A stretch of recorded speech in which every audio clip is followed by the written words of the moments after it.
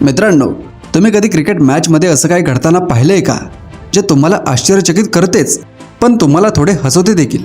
हो, मी मुंबई इंडियन्स आणि Lucknow super giants यांच्यामधील त्या मॅचबद्दल बोलत आहे, जिथे मुंबई इंडियन्सने असा निर्णय घेतला की सर्वांना डोके खजवायला भाग पाडले.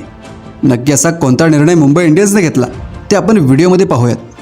आता पहा, तिलक वर्मा बॅटिंग करत होता आणि जसे आपण सर्वजण आयुष्यात काहीतरी करताना थोडेसे तणावग्रस्त असतो, तिलक देखील बॅटिंग करताना थोडासा तणावग्रस्त होता. पण तो सेट होता. रन्स होत होत्या, थोड्या कमी स्पीडने पण रन्स येत होत्या. पण अचानक मुंबई इंडियन्सच्या डगआउटमधून एक सिग्नल येतो आणि तिलक वर्माला बाहेर बोलावले जाते.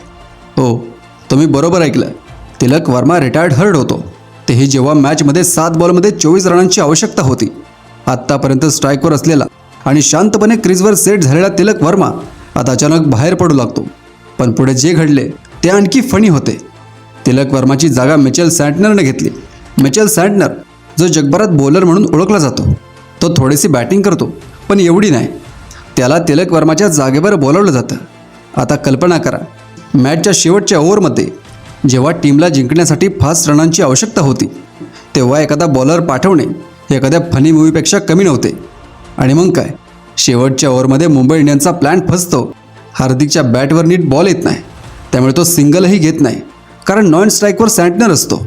आता विचार करा, जर दुसऱ्या बाजूला तिलक वर्मा असता तर हार्दिकवर एवढा प्रेशर आलाच नसता.